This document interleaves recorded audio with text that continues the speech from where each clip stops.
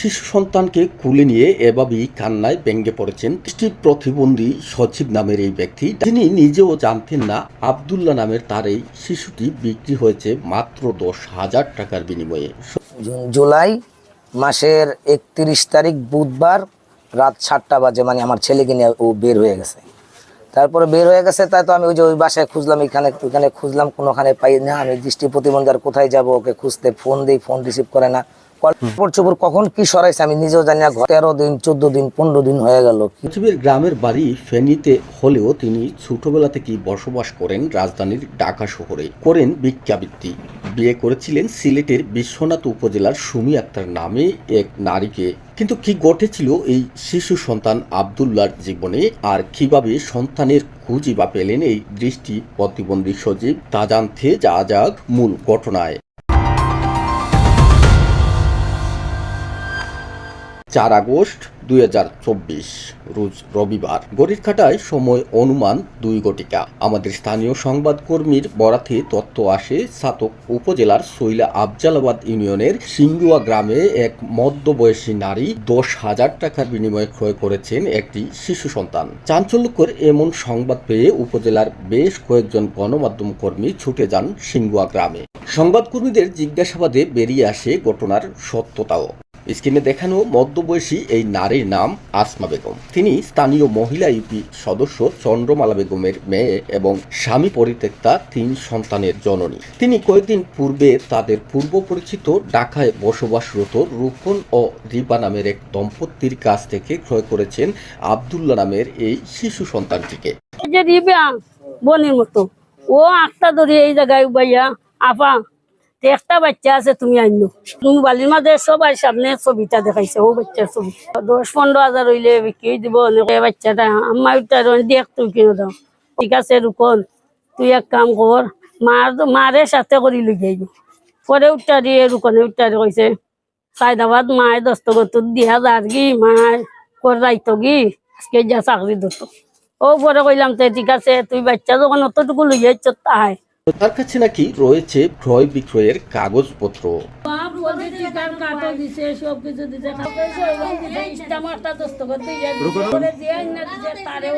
এর আগেও তিনি এক প্রবাসীর স্ত্রী জয়নেক ফাতেমা বেগমের পরকীয়ার কারণে জন্ম নেওয়া এক শিশু সন্তানকে দত্তক নিয়েছেন বলে স্বীকারোক্তি দিয়েছেন, যার বর্তমান বয়স প্রায় 24 মাস। ওই যে একটা মেয়ে আইয়া বাড়াতে লইছে বুঝছেন, ও মেয়েটা যে কম যে আমারে বলছে ও আপা আমি ও বাচ্চাটা আমার পেটের দোনটা আমি দিয়া দিমু, কেন না আমার পেটের দোনটা লইয়া আমি লোকের কাছে মুখ দেখাতে পারবো না, আমার জামাই বিদেশ। ও বাচ্চা আমি দুধ কিনে আইনা বাচ্চারে দুধ মুখ দিছি, দিয়া বাচ্চা আজ 2 বছর 4 মাস হয়ে গেছে। তবে প্রাইভেসির কথা বিবেচনা করে ওই নারীর পরিচয়ের দিকে আগাইনি আমরা। কিন্তু সদ্য ক্ষয় করা শিশু সন্তানের পরিবার খুঁজতে আমাদেরকে অতিবাহিত করতে হয়েছে প্রায় 12টি দিন। আসমা আক্তারের মা মহিলা ইউপি সদস্য চন্দ্রমালাও ছিলেন শিশুটি ক্রয় বিক্রয়ের সময়। বাচ্চা ব্যস্ত, বাচ্চা কি লইয়াই বলি কত হয় বলে 10,000 বলে মা যদি লইয়া দেখো লইয়া তো ও বাচ্চা না গেছি এই সময় আমি আসলাম। এরা হইলো কুরু কোন আর রে বা এরা তারা গেছে এটা আরোটা বাচ্চা তাই ও হেরার ঘর ভাড়া দিয়া নিয়া অন্য ডেলিভারি করেছে। ও 8 দিন না 10 দিন হইতে ওইলা বাচ্চার লাগি ওইলা বের করি আইসো কেউ শুনান কেউ জগরণ তাই বাচ্চা ও বাচ্চা উন্না। শুধু তাই নয়, তার এক মেয়ের জন্য বাচ্চা ক্রয় করতে খোঁজ করেছেন বিভিন্ন মেডিকেলেও। আমরা উসমানের কেউ টুকাইছি যে শুনছি উসমানের বাচ্চা বিকিও। আমার একটা মেয়ে ও জগন্নাথ 2টা বাচ্চা হইয়া মরছে, একটা বাচ্চা নাই। আমরা মনে মনে খুঁজি। এবার দেখা যাক আব্দুল্লাহকে কি কাগজপত্রের বলে ক্রয় করেছেন এই জনপ্রতিনিধি ও তার মেয়ে। তাদের দেখানো 2টি কাগজের মধ্যে একটি সাদা স্ট্যাম্পের 3 লাইনের এই ছোট্ট লেখায় উপরের লাইনটি বুঝতে না পারলেও নিচের 2 লাইনে লেখা রয়েছে দাবি নেই সুমি বেগম। বোঝাই যাচ্ছে যে দৃষ্টি প্রতিবন্ধী সজীবের স্ত্রী সুমি বেগমই বিক্রি করছেন নিজের সন্তানকে। তাদের দেওয়া টিকা কার্ডেও দেখা গেল শিশুটির নাম আরাফাত আব্দুল্লাহ, পিতা মোহাম্মদ সজীব, ও মা সুমি আক্তার। ঠিকানা ঢাকার উত্তর সিটি কর্পোরেশনের ৮ নং ওয়ার্ডে। কিন্তু আসমা ও চন্দ্রমালার বক্তব্য অনুযায়ী শিশুটি ক্রয় করেছেন ঢাকায় বসবাসরত ছাতক উপজেলার টেগরি গ্রামের রিবা ও রূপনের কাছ থেকে। এ সময় সুমি বেগম উপস্থিত ছিলেন না। এতক্ষণে বোঝাই গেল সম্পূর্ণ বেআইনি কাজে লিপ্ত হয়েছেন তারা, তাই ভুলও স্বীকার করলেন আমাদের কাছে। জি না, এখন তো কইতে হইলে বইতো না। ভুল করছি আমরাও কইরাম, বুঝছেন নি? ওই স্বামী নাই জি না, আপনার এমনি ইনকাম কিটা? Income garage.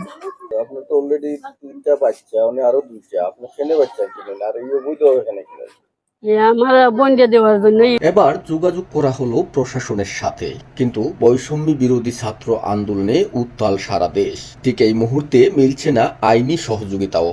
তাই তাদের পরামর্শ অনুযায়ী স্থানীয় ইউপি সদস্য দিদার আলমের শরণাপন্ন হতে হলো। তার উপস্থিতিতে পার্শ্ববর্তী একটি পরিবারের জিম্মায় দেওয়া হলো বিক্রয় হওয়া শিশু আব্দুল্লাহকে, আর রূপন ও রিবাকে হাজির করার দায়িত্ব দেওয়া হলো আসমা ও তার মা চন্দ্রমালাকে। উপরন্ত আছে, ওরা আইব, এরা যদি আয় না জি আইব, আইব আইব।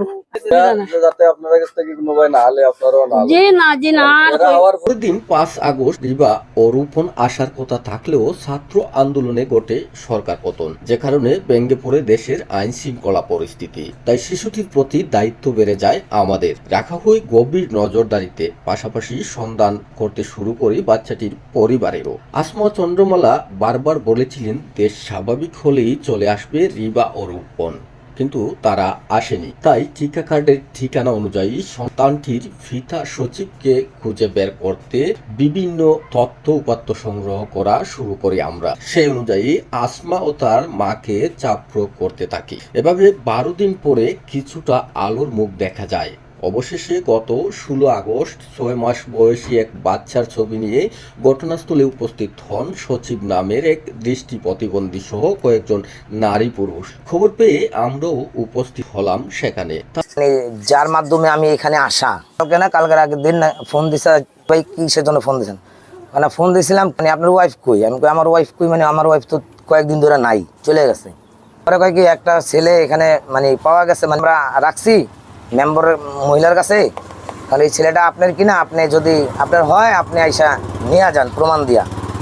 পরে আমি কই ঠিক আছে ভাই, আপনি মেম্বারের কাছে যেভাবে রাখেন, আমার লগে তো আমার ওয়াইফের অনেকদিন ধরে নাই, সম্পর্ক নাই। আর এই উনি আমাকে এটা জানার পরে আমাকে খবর দিয়েছে। আমি তাদের কাছে থাকা ছবি দেখে মনে হচ্ছে বিক্রয়কৃত শিশু আব্দুল্লাহর সাথে কিছুটা মিল পাওয়া যাচ্ছে। তবে শিশুটি তাদের সামনে আনার আগে কিছু তথ্য যাচাই করতে চাই আমরা। যেহেতু তিনি অন্ধ, তাহলে দেখে সন্তান চেনার উপায় নাই।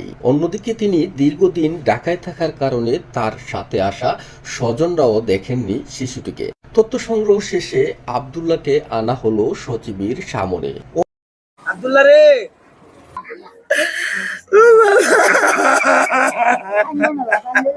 অন্ধ হলেও তাকে কুলে নিয়ে কান্নায় ভেঙে পড়লেন তিনি। শরীরে হাত দিয়ে বলে উঠলেন, এটাই আমার সন্তান আব্দুল্লাহ। আর আব্দুল্লাহ যেতে শুরু করলো সজীবের কুলে। কিছুটা বিশ্বাস হতে শুরু করলো যে সজীবই আব্দুল্লাহর পিতা। এবার আরো নিশ্চিত হতে সজীবের যেসব আত্মীয়রা আব্দুল্লাহকে দেখেছেন তাদের সাথে ভিডিও কলে কথা বলতে চাই আমরা। কৌশলগত কারণে প্রথমে তাদেরকে অন্য একটি শিশু দেখানো হলে তারা মুহূর্তে এটি আব্দুল্লাহ নয় বলে জানান। এরপর দেখানো হয় আব্দুল্লাহকে।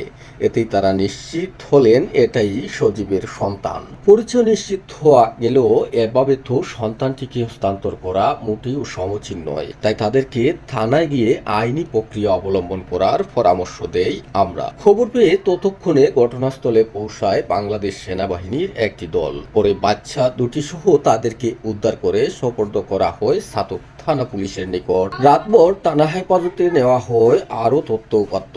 পরের দিন 17 আগস্ট থানায় হাজির হন সুমি আক্তার। অভিযোগ তুলেন স্বামী কর্তৃক নির্যাতনের কিন্তু কেউ কারো বিরুদ্ধে লিখিত অভিযোগ দায়ের করতে নারাজ। তাই বাচ্চাটির ভবিষ্যৎ চিন্তা করে আইনি প্রক্রিয়া শেষে হস্তান্তর করা হয় পরিবারের কাছে। অপর বাচ্চাটির মা বাবা না পাওয়ায় আসমা বেগমকেই দেওয়া হয় লালন পালনের দায়িত্ব। তবে এলাকাবাসীর দাবি, আসমা বেগমের 3 সন্তান থাকা সত্ত্বেও কেন অবৈধ পন্থায় সন্তান দত্তক বা ক্রয় করছেন, এমন প্রশ্ন ঘুরপাক খাচ্ছে জনমনে। আবার সুমি বেগমের সন্তান অর্থের বিনিময়ে বিক্রি করেছেন রূপন ও রেবা দম্পতি।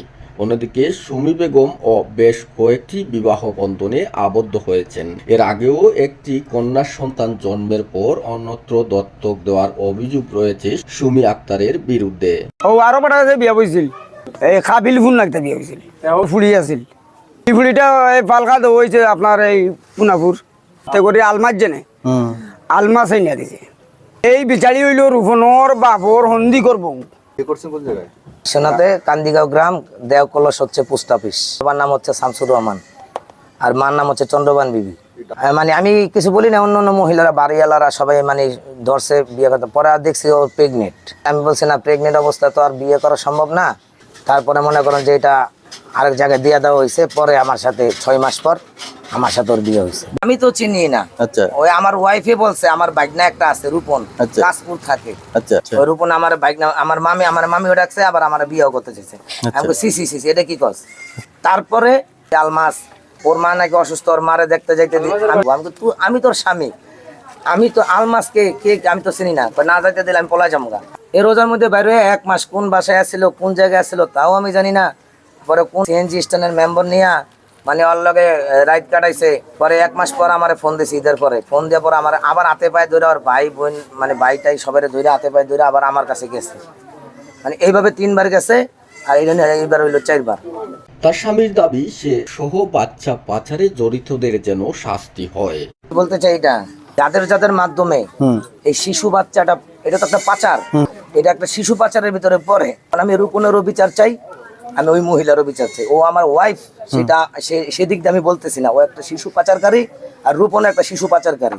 এত কিছুর পরেও উপস্থিত হননি রিবা ও রূপন দম্পতি। এসব কারণে প্রশ্ন উঠেছে, ঢাকায় বসবাসরত রিবা রূপন দম্পতি ও সুমি বেগম মিলে একটি চক্র থাকতে পারে। তাদেরকে আইনের আওতায় নিলে উদ্ঘাটন হতে পারে এসব কাজের রহস্য।